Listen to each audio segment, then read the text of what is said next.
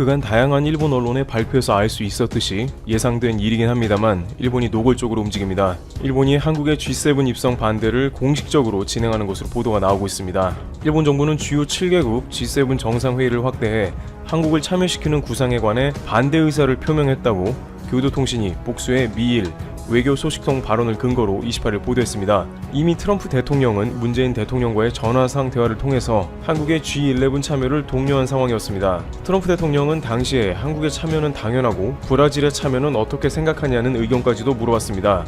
따라서 트럼프 대통령의 의중 가운데 대한민국은 선진국 연합체인 G7에 한국이 이미 자리하고 있는데 일본은 트럼프 대통령의 구상에 대놓고 반대를 선언하며 한국을 저지하러 나온 것입니다.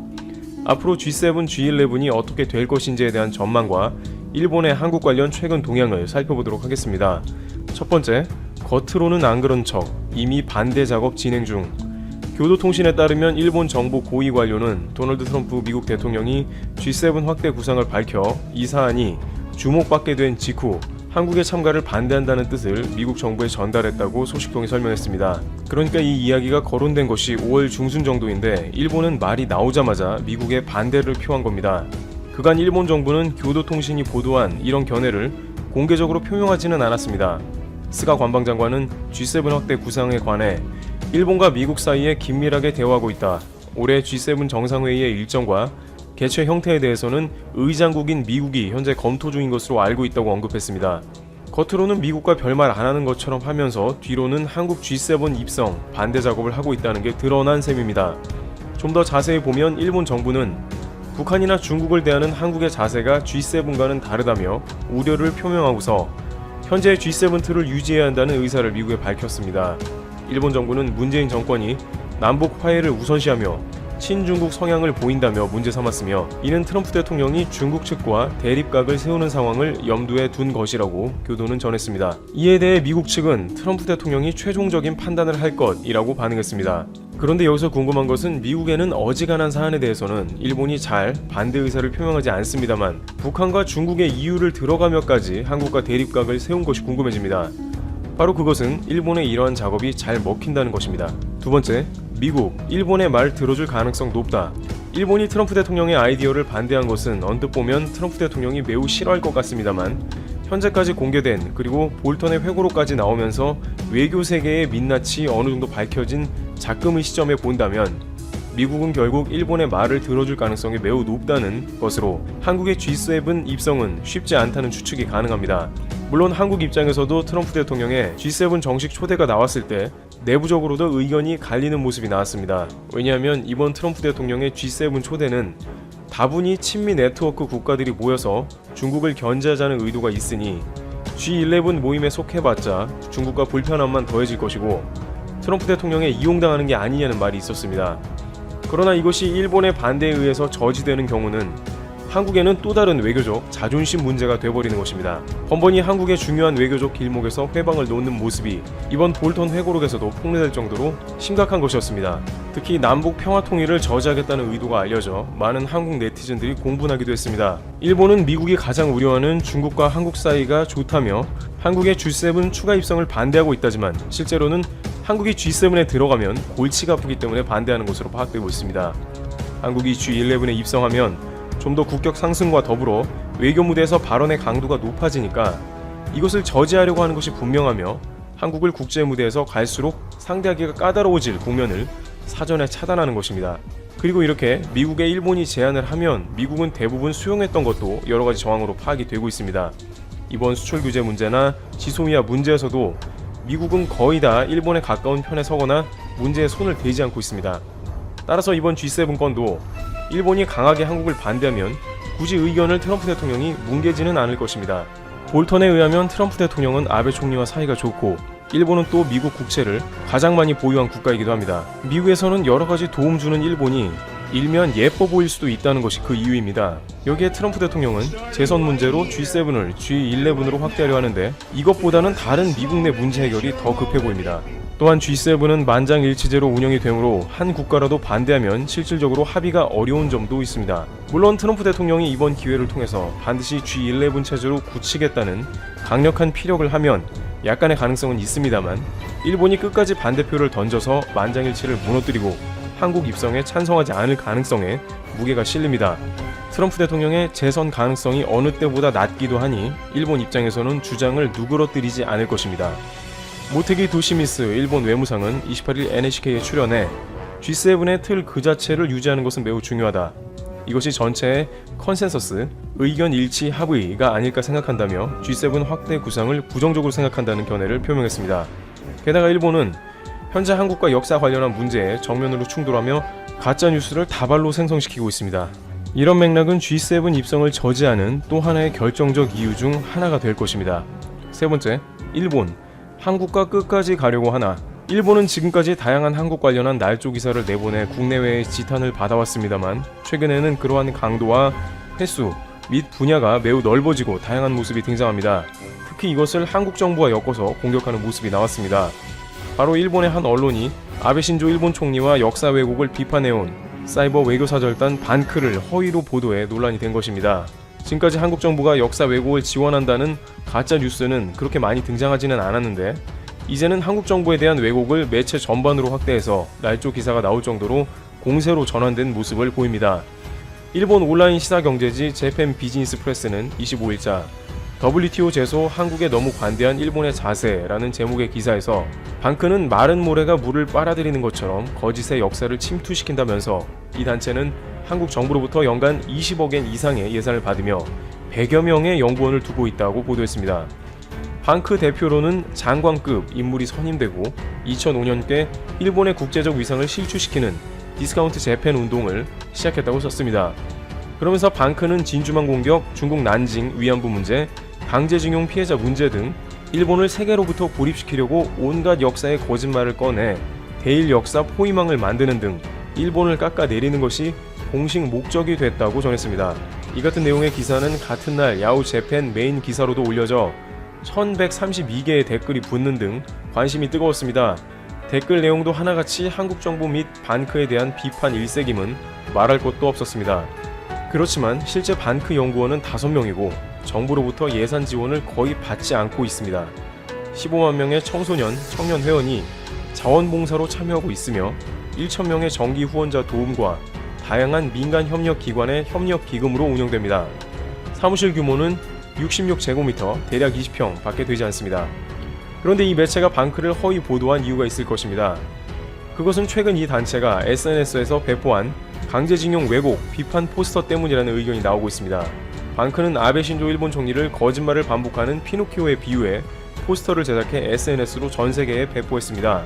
박기태 방크 단장은 이 매체를 우리 한국의 정부 예산을 받는 대규모 단체로 둔갑시켰고 한국 정부의 뜻인 것처럼 포도해 일본인들을 분개하도록 만들고 있다고 설명했습니다. 그러면서 일본 언론이 반크와 관련한 정보를 왜곡하는 것은 국제사회에 진실이 알려지는 것이 두렵기 때문이라며 하지만 신경 쓰지 않고 더 적극적으로 일본 산업유산, 세계문화유산 등재 취소 운동을 펼쳐나가겠다고 말했습니다. 역사적 사실이 알려지는 게 두려운 일본 당국은 결국 한국이 G7에 입성하면 이와 같은 문제가 더욱더 불거질 것을 매우 우려하는 것으로 판단되고 있습니다. 만약 한국 정상이 G11 회의에서 일본이 역사적으로 왜곡을 하고 한국에 진정한 사과를 하고 있지 않다고 하면 일본 입장에서는 크게 당황할 수밖에 없습니다. 작년에 아베 총리는 G7 무대에서 느닷없이 한국을 비판했습니다. 한국이 없는 자리에서 G7 국가들을 대상으로 한국은 국가 간 약속을 지키지 않는 나라라며 작심 비판을 했죠. 그런데 이제 한국이 G7에 입성한다면 반대로 한국이야말로 일본의 행태에 대해서 굉장히 할 말이 많아지므로 일본은 어떻게 해서든 한국 입성은 끝까지 막아본다는 입장을 보수할 것으로 보이는 것입니다. 많은 한일 전문가들은 일본은 현재 아베 내각이 역사적 사실에 대해 끝까지 은폐하고 사과하지 않으려는 데다가 국제적으로 그러한 사실을 알리는 것을 극도로 경계하므로 한국이 G7에 들어가는 것이 가능하겠냐는 의견입니다. 일본의 최근 우익신문 기사를 보면 더욱더 그러한 성향이 자세하게 드러나고 있습니다. 네 번째, 일본 언론 한국 역사 왜곡 멈춰라 적반하장. 군함도 등 세계문화유산 등재 현장에서 벌어진 조선인 징용 피해를 일본 측이 왜곡한 것에 맞서 한국 정부가 세계유산 등재 취소를 포함한 대응을 요구하는 서신을 유네스코에 보낸 것과 관련해 산케이신문은 28일 지면에 한국은 역사 왜곡을 그만두라는 제목으로 사설 형식의 논설을 실었습니다.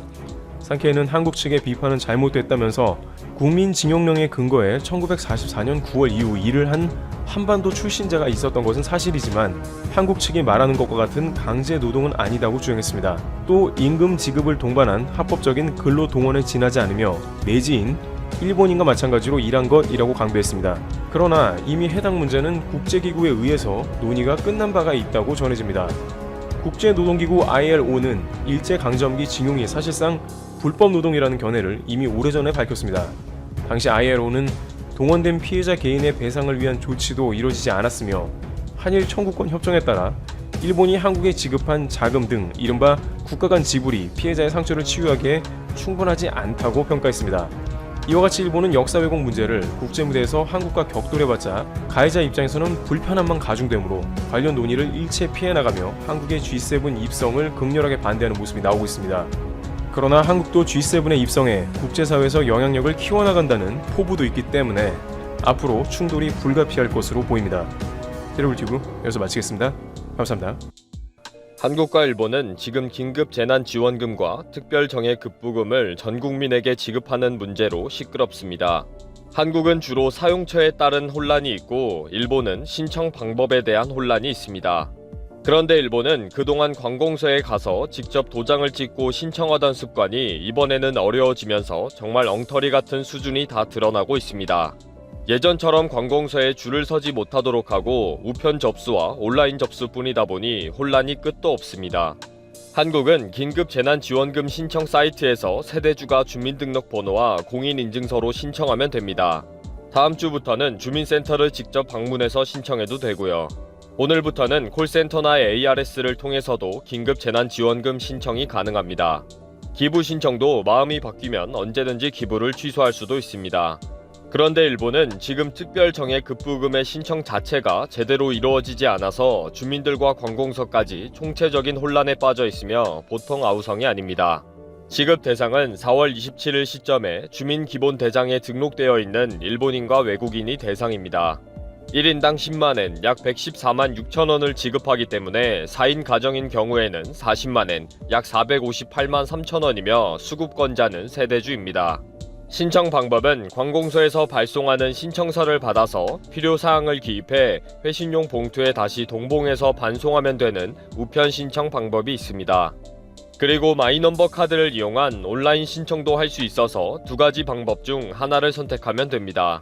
그런데 각 관공서마다 온라인 신청을 잘못해서 문의 전화가 폭주하다 보니 민원 담당자들이 점심 식사를 할 시간도 없을 정도로 상담을 해주고 있습니다.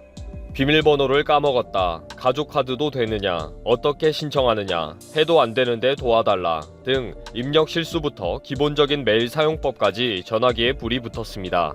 일본에 거주하는 한국인들도 서로 정보를 주고받는데 나는 온라인 신청에 성공했다 라고 글을 올릴 정도로 쉬운 일이 아닙니다.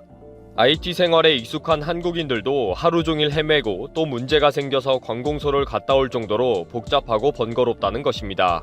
특히 마이넘버 카드에 대한 질문이 많아서 인증서가 뭐냐, 비번을 변경하고 싶다, 잠겼다, 풀어달라 등의 절차 문의가 급증하고 있다는 것입니다. 사이타마시 등은 제발 홈페이지 문의란을 활용해라, 기존 질문과 대답을 먼저 읽어달라 라고 호소하고 있지만 각 관공서의 한 전화기에 150명 이상이 대기될 정도로 혼란은 더 커져가고 있습니다.